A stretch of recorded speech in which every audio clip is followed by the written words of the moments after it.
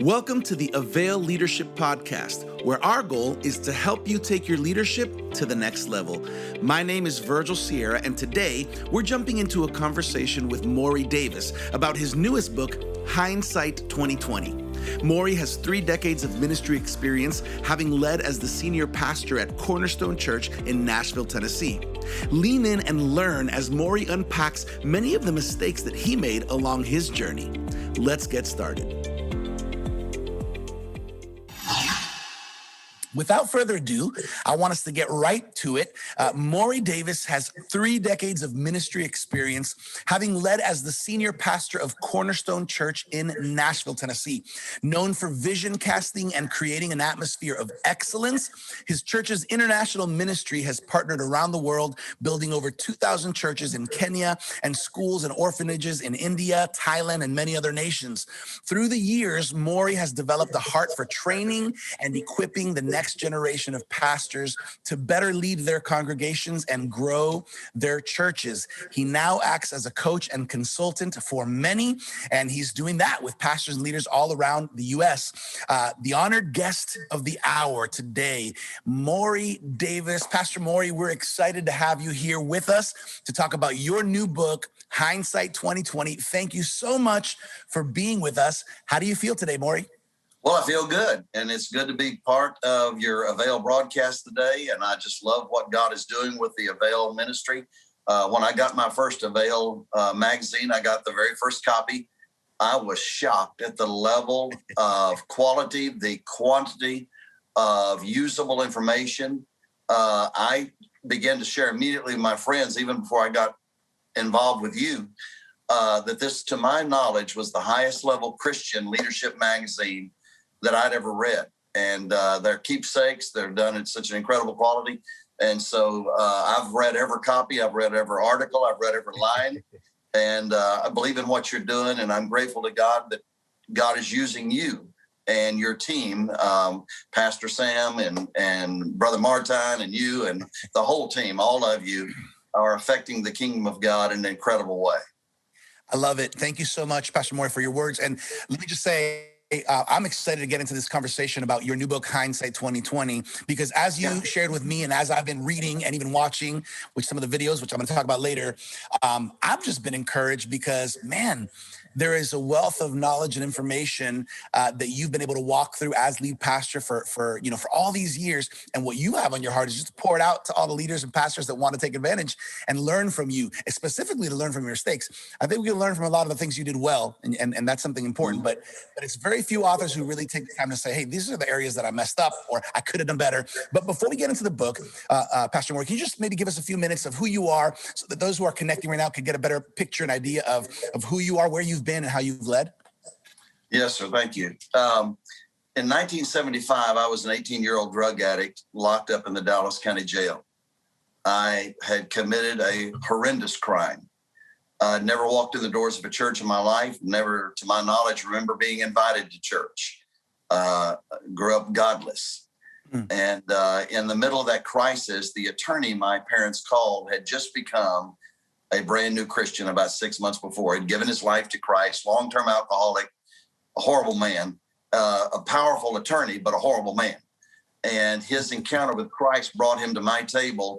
And after talking to me about the arrest and the evidence and the crime, he did something I never knew he'd do because I grew up with his daughter. He pulled a Bible out and began to tell me how God had saved him and filled him with the Spirit, healed his wife of cancer, and he was a brand new charismatic. And at the end of his little sermonette, he said, Maury, I serve a God that can do anything. Are you ready to pray? And I said, no, I'm not. Can you get me out of jail? And he said, no, I can't. I said, why not? He said, you're not ready yet. Subsequently, I was in the Dallas County Jail for about 6 months before trial. But between getting arrested and getting to trial, I finally broke down. And I said, God, if you're up there and you come down here and prove yourself to me, I will serve you for the rest of my life. And I had a supernatural encounter with Christ through a backslidden Pentecostal who had shown up and had rededicated his life to Christ. And he actually led me to the Lord. My attorney's pastor, Pastor Don George, became my pastor. He used to visit me and he gave me my first Bible. And he said, read this book and do what it says. I'm 65 years of age as of last Sunday. And I can tell you the greatest sermon I've ever heard was read the book and do what it says. Wow. I spent 8.5 years of my life in prison and should have spent my life in prison or been electrocuted. I mean, everything I live today is beyond what I deserve. I live in an amazing grace. Got out of prison, became the janitor in a church. And after I was a janitor for a while, I became the administrative assistant to the pastor during a large construction program, about $6 million, specifically dealing with the contractors on behalf of the pastor's office. And after that, I married the prettiest girl in the church. And when I got done with that, I became the youth pastor. And then God restored all the years I lost and gave us triplets, Gabrielle, Danielle, and Galen Maurice. And then he gave us another son. We named him Oops. And because we didn't expect that one to come along. And we were scared to death there was going to be 3 more of them. So, but his name is Dylan. And both my sons are in ministry. My son Galen took the church that I built and is now the senior pastor of that in the succession plan that we did with Dr. Chan. And Dylan is an associate pastor down in Florence, Alabama, for a guy that used to work for us as his creative director and his youth pastor. Both my daughters work with me in ministry, but we traveled for a few years as evangelists, went to Nashville in 1991 and became the pastors of Cornerstone Church. It was a little church on a gravel parking lot and run down ratty building with people, though, that had a hope and a dream. And 27 and a half years later, we left them with about 50 acres, about $53 million worth of buildings, and incredible congregation, citywide and national influence. And now, you know, as I travel and work with pastors, it's, you know, how do I help them get to from where they are to where they want to go? And so I do preaching, teaching, coaching, and consulting. I only do 4 things. I'm very limited. I'm preaching to you. That's all I do. And out of that came the book. Wow.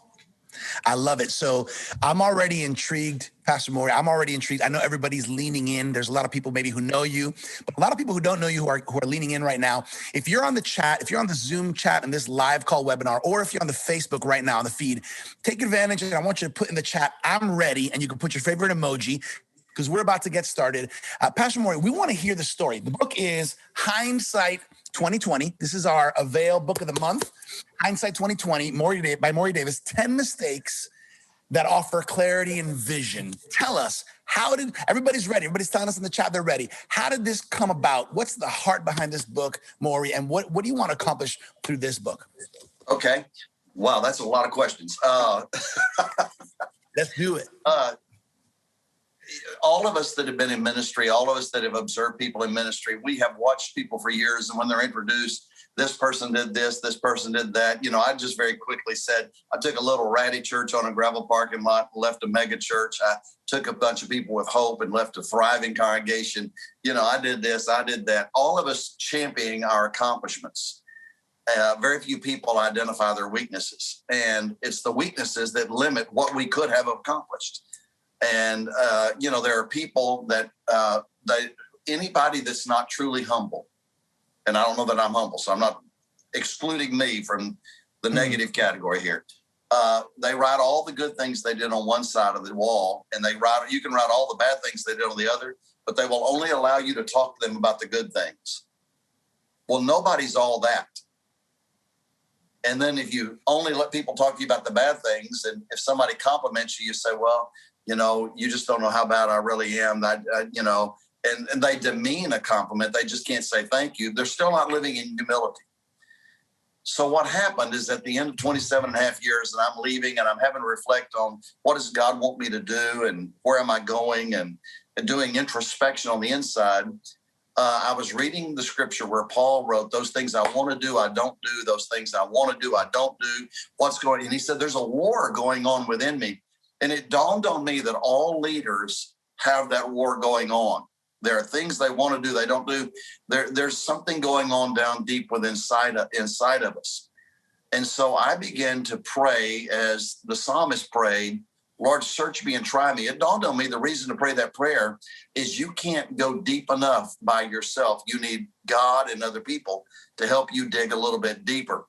And one of the things that was a shock to me is when I realized things I was totally oblivious to were totally obvious to the congregation. Hmm. Character flaws, personality flaws. I'm not talking about simple things. I'm just talking about a propensity to anger, a propensity to micromanage, a propensity to be a control freak, to not recognize other people's giftings, to not honor other people correctly. And if you read the book, the guy that wrote the lead to the chapter, Robbie McGee, worked with me for years. He wrote in there, he said, "Oh, you honored people. You just honored them the way you felt honored, not the way they felt honored." And boy, I would have never dreamed that I wasn't the greatest leader in the world. I mean, nobody wants to be a bad leader. And so I'm reading that and I began to write down things down. And I wrote down the 10 things I got wrong and 7 things I got right are in there. It's not a book about, let's all bash Maury. So, I mean, I don't need anybody else bashing me. You can beat yourself up enough. And as I went through the process of that, I invited all the pastors that had ever worked for me, those that left good, those that I helped plant churches. We have 8 church plants. And those that I fired, and probably fired them when I was more mad than sane. Wow. Yeah, and so they'd hurt them. Or people that I moved around and never recognized their gift, and they always felt limited or not respected. And I did a round table with them and Dr. Chan. And man, there were tears flowing. It was a healing time for some of them. I think one of the guys writes in there, I wished he could have been who he is today then. And so I began to process that book. And as I began to do the deeper dive, what I discovered were shadow motives in my life. And I think most people have these. And if you could see them, they wouldn't be in the shadows. And because I had committed such a horrible crime, and everybody brings it up, and with social media today, no matter what somebody says, hey, guess what this pastor did and this church did for the city? Somebody says, this is who this guy is. This is what he is. They never let the past go. And so I feel like I was always trying to prove that I was greater than my shame and my guilt. So rather than living in vision and achievement, I lived in proving. There are 2 kinds of leaders, those that are trying to prove something, and a person trying to prove something always has to compare themselves with themselves or with other people. Is my church bigger this year than it was last year? Is my income bigger this year than it was? Am I getting more preaching gigs this year than last year? Are more people tweeting about me this year than last year? Is the mayor calling me this year more than did last year? Whatever. Or you're competing with other people. Well, I'm beating that guy over there. He only has 100. I got 150. And when you're trying to prove something, you're never living in vision. And I feel like even if you can have vision, you cannot live in it. And when I look at the other side, people that have caught a vision, the vision has captured them. They live in passion, not proving. They're passionate for what's captured their heart. And they go to a different level. And the main thing is not that they're not both moving the kingdom forward. It's the people that are in vision don't damage the people that are working with them. People that are improving damage the people working with them. And so out of that, I wrote the book, Hindsight 2020. And it started out of that meeting when they all said, you got to write a book. A lady named Maury Davis said, Pastor, you've got to write a book about that. I love this. So for everybody who's joining in, I know there's people joining in and jumping in the conversation, both on the Zoom live call and also on Facebook. We're talking about Maury Davis's new book, Hindsight 2020, 10 mistakes that offer clarity and vision. Well, I'm going to tell you a little bit up ahead how you can get this book for free or how you can get it at a discounted price, depending on whether or not you already have the Avail Journal. Now, Pastor Maury, this is intriguing because basically what you did is you had a round table with a lot of the leaders and pastors and people that had worked with you, whether they left well because you helped plant their church or they got fired because of situations you went through. And all of this helped you kind of just open up and say, hey, there's a lot of things I've learned from. I've done some things well, but I've also done a lot of things not well. And I hope that this can help. I hope this can help you grow, right? This is the heart of how this book came to be. So with all the leaders, pastors, and community leaders that are connected right now, that are going to be watching this or listening to this later, I want to get into a little bit on the Zoom call. There's a Q&A tab on the bottom. If you want to throw a question over here at Pastor Maury, you can use that Q&A tab. And if we get to your question, so Pastor Maury, let me talk about each chapter of the book Basically what it does is it details maybe a shortcoming or a mistake that you encountered as a young leader. What's one chapter in particular that you're excited to share with today's young leaders or maybe less experienced leaders that might really help them develop? Well, let's talk about the micromanagement chapter. I was a micromanager, and you don't realize how you become a micromanager unless you go maybe to the MasterClass. I know you're going to offer later when I did some teaching on it in the video. And what happens when you're a young pastor? It's just you. You're the janitor. You're the bulletin maker. You're the, you're meeting with every department. You're the leader of every department. You're the mower of the yard. You're the whatever. It's all you. And if you're a fairly energetic, thoughtful, visionary, high-level leader, you do a lot of things and you get it like you do it well. You got your hands on it. You're in control of all the outcomes. And then you hire an assistant. And this is how I want you to do the bulletin. This is how I want you to keep the books. And you're working with them and you're still in a small environment. There's an incredible relational connection between people that are building something that's almost from the ground up, not from the ground up, because the church had been there a few years before I got there, but it had gone into failure and being repossessed and disrepair. So you're rebuilding something really from the ground up with a brand new assistant. And then you hire a youth pastor and you're working with him. Hey, man, tell me what you're doing. Man, that's awesome. Hey, I want you to make sure that these people get there. Hey, make sure you don't let this kid get loose. He's got some issues and you need to put a sponsor on this kid. So, and what you're doing is relationally micromanaging. But sooner or later, when you get enough employees, I think our maximum was we had about 75 employees. When you get enough employees, you cannot micromanage the outcomes of 75 people. And so you put a manager in there. Well, you're used to controlling outcomes. And that's like, well, I'm not in control of the outcomes. And if you're not healthy, you start reaching around the managers. And the further you get, the more anxious you get. And the anxiety is what causes the micromanagement. So here comes Dr. Chen in my life in 2012. And he writes me this whole assessment about the difference in a buffalo leader and a goose leader. And he talks to me about, you're a buffalo leader, you're a military leader. And I thought, well, hello. I went to a military academy in high school trying to deal with a drug problem. I spent 8.5 years in prison. Structure worked for me. I mean, I got up every day. Somebody told me when to get up, when to go to bed, what to wear, what to say, how to talk. I mean, my whole life was created in that system. And so, and then when I got out, my pastor was pretty controlling. And so I just followed in his footsteps. Not understanding culture has shifted to this new generation. It's much more collaborative.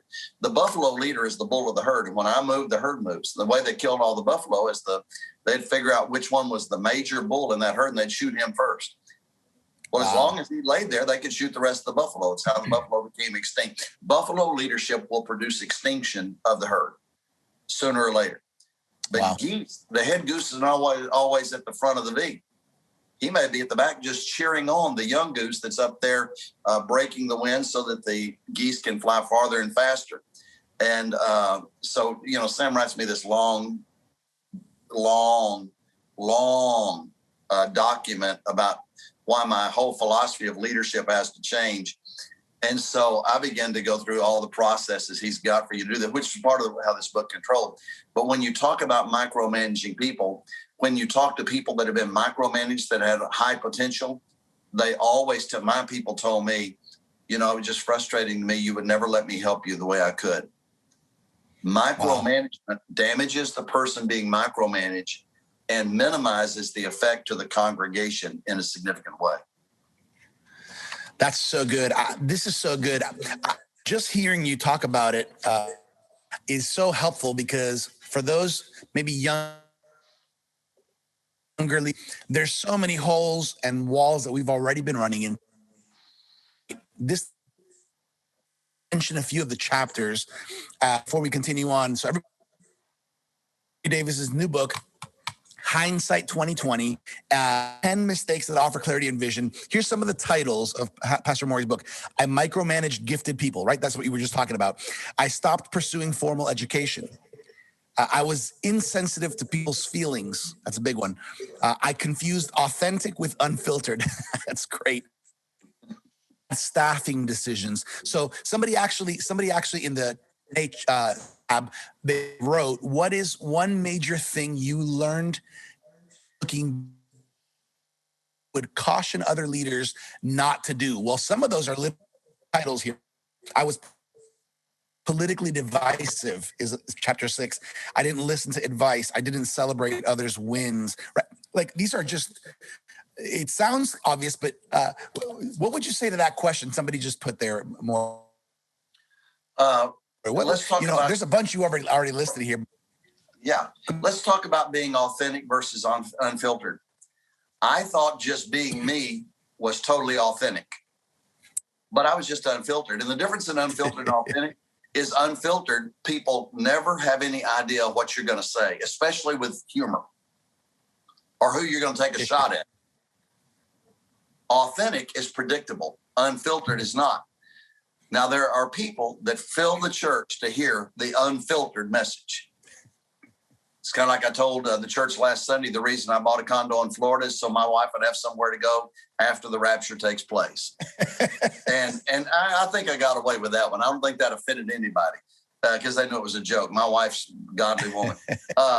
But what happens is you may like the unfiltered ministry, but before you bring somebody to church, you have to say, can I bring that person in my church? Because what I think is funny is going to be offensive to them.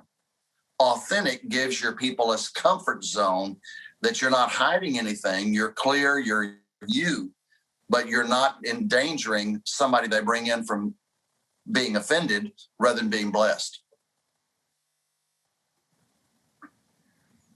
So good.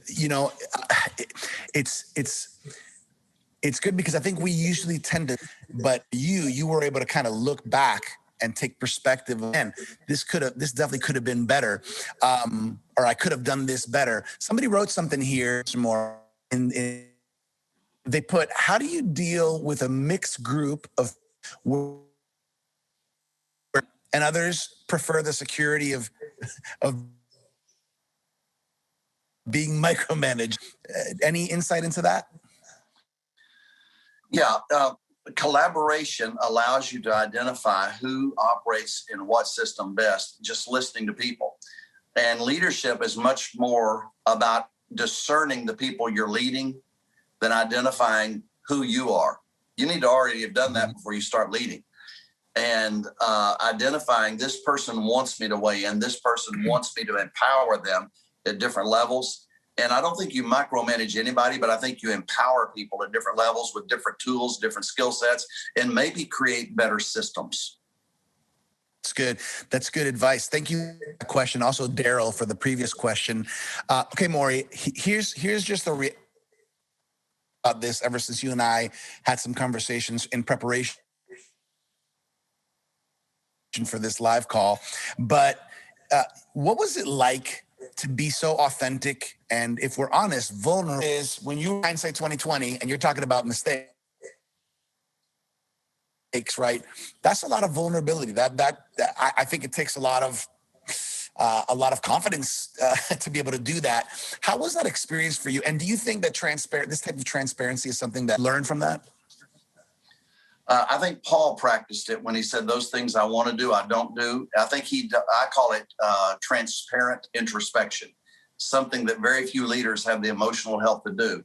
I did not have the emotional health to do this until Dr. Sam Chan became involved in my life. And I did dream releaser coaching and went back and began to do some schoolwork and begin to think at another level. And so part of the ability to do that is introspect. One of the things Dr. Chan cautioned me against is don't just go to the pulpit and say, there's some things in my life I wished weren't there. I'm battling them, but I can't get over them. People immediately think something perverse, something horribly negative, rather than something that is just a challenge. And so there are those people that will take that and say, I knew that, and that's why I quit going to that church. But most people will understand the purpose of the book is not for you to throw stones at Maury. You ain't got none to start with, and I've got my own. It's for you to say, okay, forget him. What can I do now to identify these things now in my life that may be your own? That it's not those 10 issues. Those are my issues. What are your issues that are going to hold you back? And the heart of man is the greatest challenge to get to where we're going. Out of the heart flow the issues of life. Well, these issues are all heart issues and head issues. So the renewing of the mind and the health of the heart is critical to your level of leadership. And the things you don't deal with in your life along the journey will deal with you at the end of the life and mess up the journey.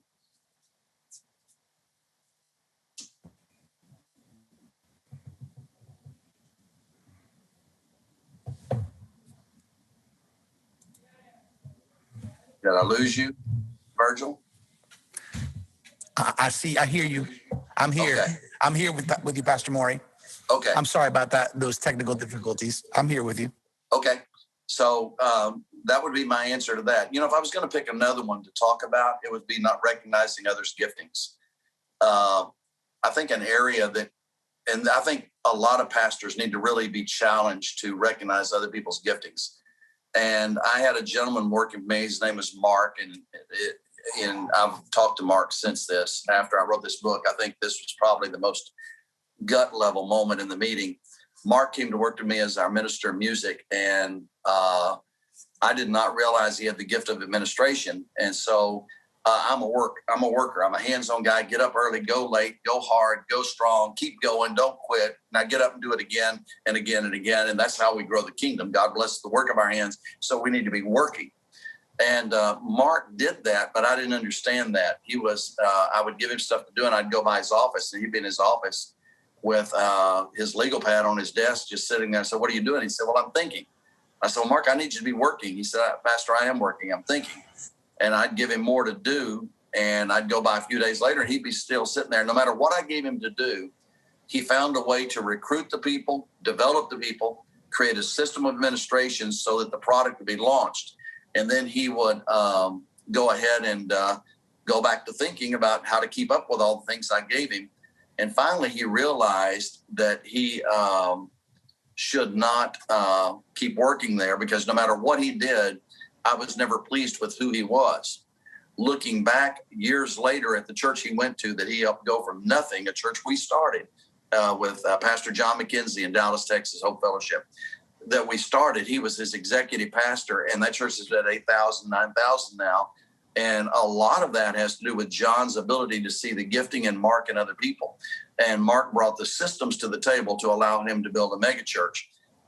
What would have happened at Cornerstone had I recognized Mark's value and given him the ability to step forward in an incredible way? So all of those things are things that you look back on and say, wow, if I was a young guy, I wish somebody would teach me to stop and look at people's giftings rather than my desires or my style of leadership. And how do I maximize them in this organization? Because if I maximize them, I add value to their life. I make them feel valuable, as well as advance the organization and its cause.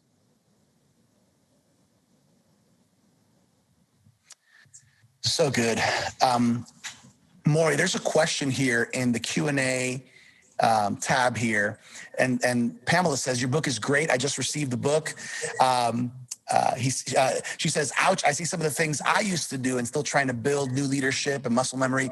How do you work in a church culture where the leader is more of the military style and believes their leadership style and senior leadership is effective? They are not too receptive to feedback that challenges the systems and procedures that they believe work. Do you have some advice for Pamela? Yeah, first of all, a military leader can be a great leader. Some of the greatest churches in America were built with that style. Long term, it's not sustainable, and it's not going to maximize what could have been.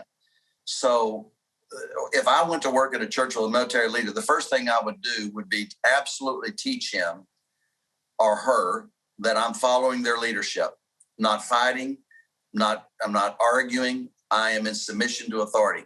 The second thing I would do is I would become fruitful. Once you become fruitful at a level that your life has to be recognized, you have influence that you didn't have before fruitfulness. So rather than trying to weigh in on the conversation before you have proven what you can do, you prove what you can do so you have the equity to weigh in on the situation. So fruitfulness gives you a place at the table that nothing else does. That's so good. Great advice. By the way, for everybody who's connecting or who maybe hopped on in a few minutes ago, we're talking to Maury Davis about his new book, Hindsight 2020, 10 Mistakes That Offer Clarity and Vision. Now, we've been talking, Pastor Maury, by the way, this book is amazing. I'm going to tell you a little bit about the masterclasses coming up in a few minutes. But for those of you who are not yet connected to the Avail Journal annual subscription for free, by the way, you can get this book for free. If you're not, if you are, you can get it at a discounted price. Plus, there's a great offer we're going to give you regarding the bundle. If you're enjoying this talk so far on the chat, I want you to put a high five or a thumbs up, some kind of emoji that tells me I'm in, Verge. I'm in with Maury right now. Maury, I want to transition a little bit because we were talking a little bit about, a lot of the mistakes, but there's a section near the end of the book that talks about what you did right as a leader. And could you share with us maybe one or two of the things that you feel that you're most proud of, that you did right and well in your journey? Yeah. I can tell you the thing I am the most proud of. I transitioned while I could still pass a baton, not a cane.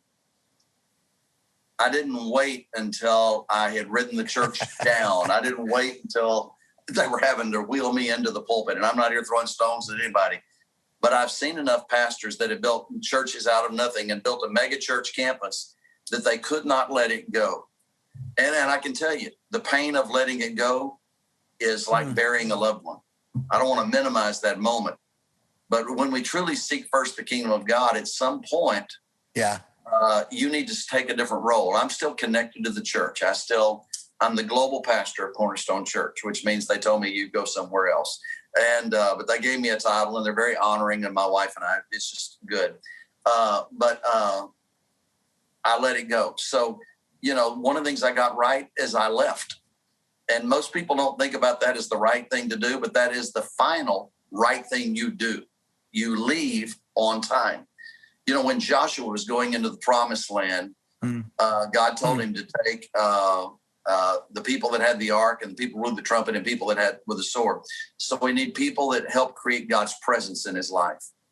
When you're going to the new season, what you have around, who you have around you is critical. There are people in your life, and Virgil, I don't know who they are in yours, and I can identify mine. People that when I talk to them, they make me want to love God more. People, when I talk to them, they make me want to throw my hands up and worship. People that I talk to them, they make me want to pray. People that I talk to them, they make me want to read the Bible more at a different level. People that I talk to them, I want to lead better. I want to learn more leadership stuff so I can help more people. There's people that they just draw out of you just by being in their presence. Yes. We need those people. That produces peace. Yep. Peace is important because we live in a crazy world. And the second group of people are people who blow the trumpets, people of discernment. And the reason that Joshua needed the trumpeters there is they said, now is the time. We need the people in our lives that can blow the trumpet because very few of us know when to blow our own trumpet. We either overestimate or underestimate the time frame. And that's why when Dr. Chan came in as our consultant, he gave us a plan, but he said, this is flexible based on the transition of the congregation, the development of my successor, my son, his developing of his influence and his handle on everything, and me creating my go-to, how to get out of here. Because if you just stay there and they change something, every change they make is an assault on what you did with your life. I spent my whole life putting that piano right there, and you done moved my piano. And you'd be surprised how many church people don't want you to move their piano. And so having said all that, you need those people. And third people, you need people that are skilled with the sword, the word. People can say, you know what, you're not reading this right. Here's what the Bible says about this transition. And having those people in your life allows you to make that transition. So bringing Dr. Chan in to let him help us know how to make this transition, where to make this transition, when to make this transition, and who to have on the team to make it was critical to what I consider my best decision ever at the church. So good. This is great. This is leadership gold. So based on what you're talking about right now, you made this transition from the lead pastor or the senior pastor role into more of a coaching and consulting role. Phil, Actually, before I jump into Phil's question, let me ask you one question, and then we're going to jump into the question that Phil has about vulnerability. But here's my question, Maury. Now that you're in this new role, right, after many, decades, right, of past senior pastor role, how have you found yourself able to pour into leaders in new ways because of this transition? Because I think sometimes some senior pastors are just fearful about what's next, or, can I really do anything? How have you found new ways to pour into leaders? Well, it's challenging. Most of the time when somebody calls you or they call me, they're in a problem. The church is in decline. The board's mad at them. People are mad at them. They realize they're at an age they need to retire. They don't have the financial wherewithal to retire. And there's a conflict. And so when you go in, you kind of have to assess what all's going on and all the venues that are creating the stress moment. And then you have to create a plan that's unique to every pastor and every church. And I've had 3 transitions this year, 2 that are final, one that this last Sunday they voted the successor pastor-elect, which means when the pastor retires, this guy's already voted in. And the first one was an independent church, and the pastor had told me about 3.5 years ago, whatever you tell me to do, I'll do it. And I said, okay, you said that. And because he knew that I'd been through a transition, I brought him, the successor, out to the church. And so I began to walk him through that. And as we got closer to the date, he began to experience what all people in succession, transition experience: anxiety. Well, what's going to happen to my church? Well, the answer is it can happen now or happen later, but you're leaving. Sooner or later, you're leaving. So you can't control what happens after you leave if you've done the very best you can to transition it to a healthy place. The new leader's responsible. You're not responsible when you're not the leader.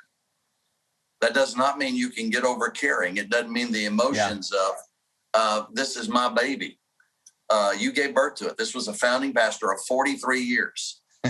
And so over the last couple of weeks, I began to discover that he's really struggling with depression. And one of the things he didn't do, he did not get his go-to gone to. He didn't book his preaching engagements. He didn't plan on being out of town for the first 90 days. I left 6 months, didn't walk back in the doors of my church, didn't walk on the campus. I went away. And I just got busy and went and did other things. And having something to do will give you the ability to let go of what you've done.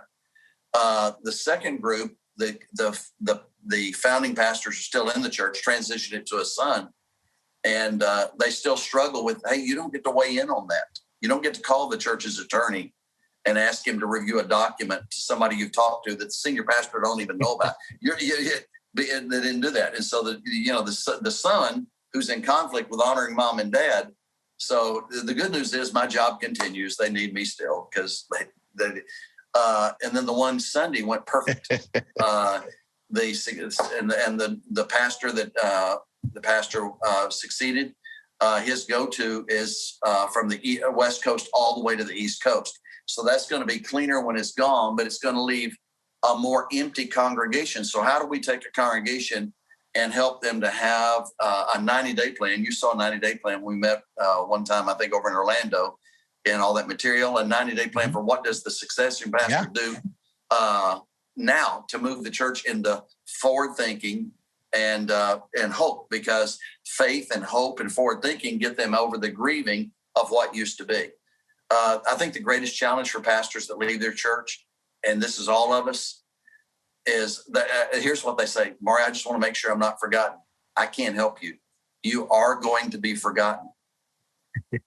I mean, if you were to ask everybody in your audience today, who was Billy Sunday? Who was D.L. Moody? Who was Francis Asbury? They wouldn't know. Francis Asbury is the person that led the Cane Ridge revival that the historians from Vanderbilt say is the most significant revival for Western expansion of America. But nobody knows him. This guy had meetings of 20,000 people when there weren't that many thousands of people in the country. He was the influence and the soul of America as far as faith. But most people, you are going to be forgotten. And if your whole goal is to not be forgotten, it's not God's goal. And, I noticed they were tearing down one of the statues of the Little Mermaid. in Florida, there were a group of people who wanted to tear it down, and I don't know why they want to tear it down. But if they will tear down the Little Mermaid statue, they will tear your statue down sooner or later.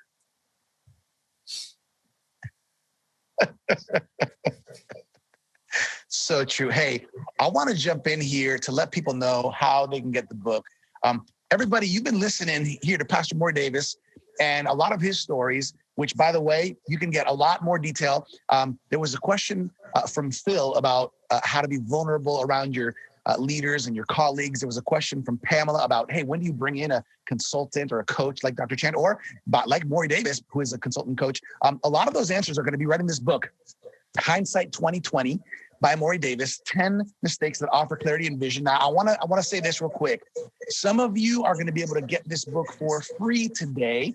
And the way you can get it for free, all you have to do is actually sign up for the annual Avail Journal trial subscription, which is a 1-year trial subscription, which is free, by the way. If you sign up for that free annual subscription to the Avail Journal, you're going to get this book for free, okay? Our team is putting the link in the chat right now. They're going to help me put the link in the chat how you can find this offer. And if you already have a subscription to the Avail Journal annual subscription, you can get this book at a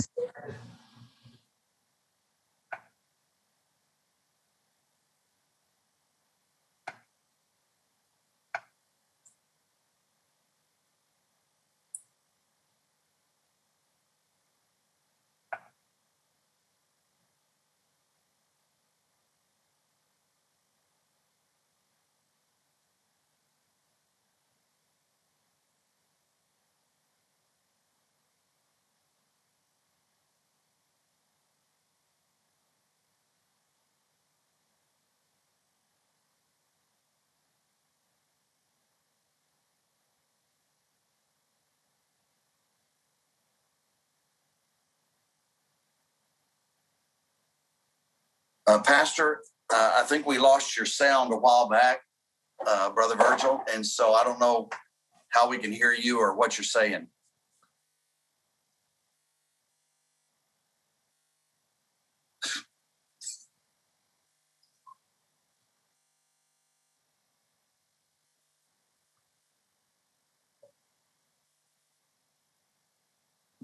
Can you hear me now? Yes. All right, everybody. I apologize for the technical difficulties. There might have been a button here on my microphone. I got so excited while I was doing the pitch that I bumped the mute button on my microphone. Here it is. I'm back. Everybody, don't worry about it. If you missed the offer, we were just kidding. Now it's for real. Here's the offer. You can look in the chat. Our team is putting the link for the hardcover book. Here's the offer. If you have not gotten the free annual subscription, free trial subscription of the Avail Journal, you can sign up. This is how you get this book for free. Sign up for the free trial annual subscription of the Avail Journal, and you'll also get this book for free.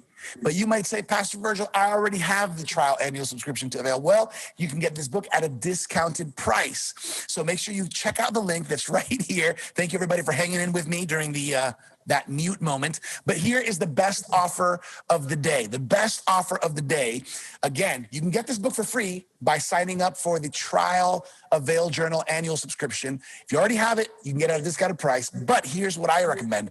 I recommend upgrading to the MasterClass bundle, which is a special deal today. The MasterClass bundle includes the following: a hardcover book, Hindsight 2020 by Pastor Maury Davis. It includes the Hindsight 2020 study guide that goes along with the book, where you can keep track, take notes, what you're learning, what God is speaking to you, what you're learning from those mistakes that Pastor Maury is teaching on, and also includes a 10-part online video masterclass. That 10-part class has an intro and an outro. So actually a 12-part class of videos. You're going to be able to go in chapter by chapter. Maury goes into detail about all of these chapters. Let me just remind you, by the way, some of those chapters. I micromanaged gifted people. These are some of the mistakes he talks about. I was politically divisive. I didn't listen to advice.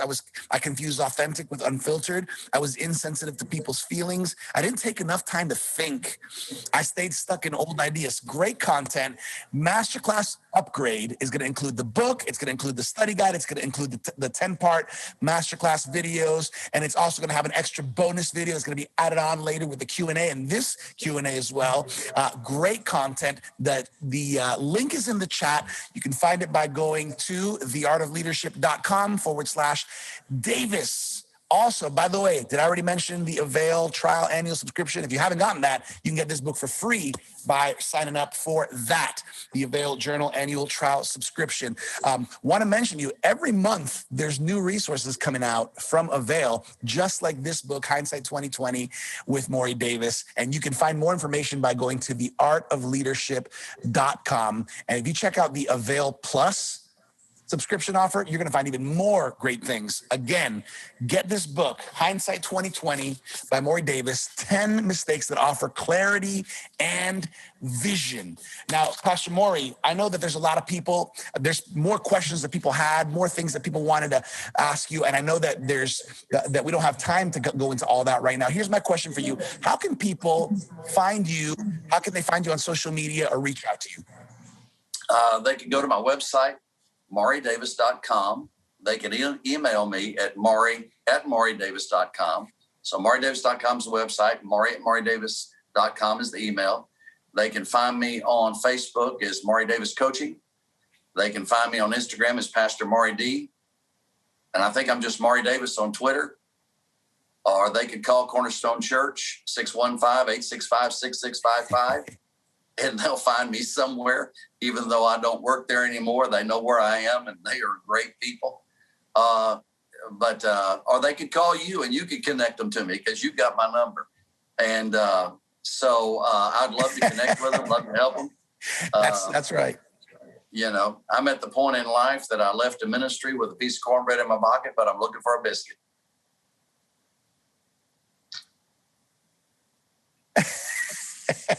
I like that. I like that. Hey, everybody, if you haven't done so, you can click on that link that our team has placed both in the Zoom and in the Facebook Live. Also, if you go to theartofleadership.com/Davis, you're going to see the offer there. Hey, Maury, how about those, the 10 video masterclass? What would you say people have to look forward to there? Some of the stuff that I didn't put in the book, like going into why you become a micromanager, the under the hood analysis of how to identify the why you became that and how to fix it. So the deeper why and the deeper how is in the master classes. And I appreciate y'all letting me come down to Orlando and film those, and y'all take them and made them look good. So, the bottom line is the way we learn is with all of our senses, and the more of your senses you involved in the learning process, what you see, what you hear, what you can taste and smell, what you can touch, all help us to accumulate information. And most people never study the power of their senses, but the Bible talks about people that have their senses trained to discern good and evil. Well, your senses can also be trained to develop an accumulation of information, so you internalize it. So it's not something you got to try to remember. It becomes a part of the DNA of who you are and how you think. So good. This is so good. Guys, let me just tell you, this Masterclass Upgrade bundle is a no-brainer. I mean, really, first of all, getting the Avail Journal trial subscription for a year is a no-brainer because you're going to get this for free. If you do that today and you haven't done it, no-brainer. But if you do have it, you can get this at a discounted price. And secondly, the Masterclass Upgrade is a no-brainer because you're going to have an amazing resource that's going to help you in your leadership journey. Maury Davis has been, we're talking about decades of leadership and pastoring, and he has been willing to put the good, the bad, and the ugly of his journey, the hardest parts, the mistakes, in addition to a lot of things that were done well. And I'm pretty confident, Pastor Maury, that there was a lot of great things that you've done well. But I think we learned the most when we're able to look back and say, hey, be honest and vulnerable. This was a shortcoming. This could have been better. And I think that's why so many of the people that have been pastored by you and led by you appreciate you so much. So before we kind of wrap things up, I want to let everybody know, if you haven't clicked on that link, click on that link. We're talking about Maury Davis's new book, Hindsight 2020, 10 mistakes that offer clarity and vision. By the way, go for the Masterclass Upgrade bundle, because you're going to get the study guide, you're going to get the hardcover book, you're going to get access to the 10-part online video masterclass, which is going to be extremely helpful. All of this at theartofleadership.com/Davis for that offer. For more resources, you can just check out that website. We've had some great questions by people like Phil, people like Pamela, even Alvina, who's saying, man, this sounds like exactly what we're at. Can we reach? And you just shared a little bit of how people can get in contact with you, which is great. Maury, what would you say are some closing thoughts you want to leave us with as we start wrapping things up here?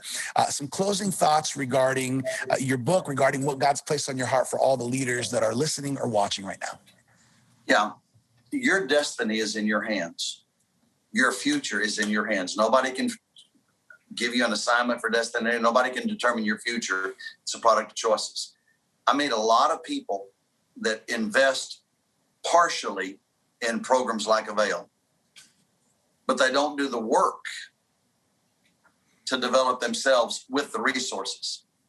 How many people hire a coach That's right. at the gym to create a workout plan for them, but they don't go to the gym on Monday and do Monday's workout or Wednesday's workout or Friday's workout? How many people hire a dietitian to say, hey, help me with my eating habits?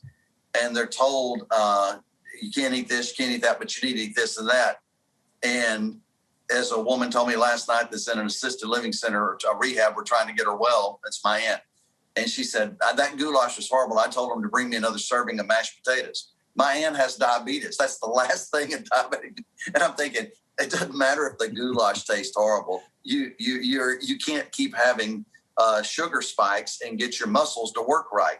And so the work that has to be done for development is personal. And the people that are watching this have already taken a step. They've already shown they have intuition, they have insight, and they have self-inspiration. They took the first step, but you got to keep taking it step after step, word after word, book after book, lesson after lesson. You've got to keep investing in your growth. And to do that means you can't just buy the book. You actually have to read the books you bought. Look at your bookshelf and go over there and get honest about how many books on your bookshelf you have not read. I mean, if you really want to know your level of discipline, how many books on that bookshelf have never been read? You got to do the work. That's good. That's what I'd say. It's work. Yeah. That's a good work. Hey, that's a good word. Thank you for that word, Pastor Maury. We got to do the work. By the way, I have one of the recent Avail journals here in my hand. Pastor Maury, that's you on the cover there. Hindsight 2020. Again, if you have not signed up for your trial annual subscription of the Avail journal, I want to highly recommend it.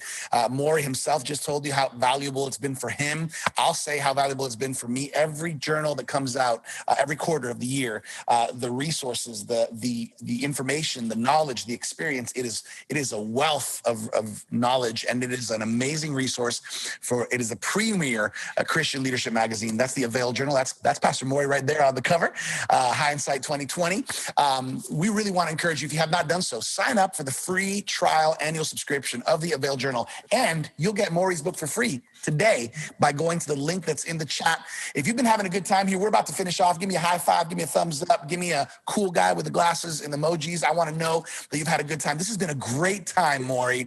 And let me just say, for those of you who want to lean into next month, March 30th, we're going to be with Eric Petrie talking about elevating your perspective.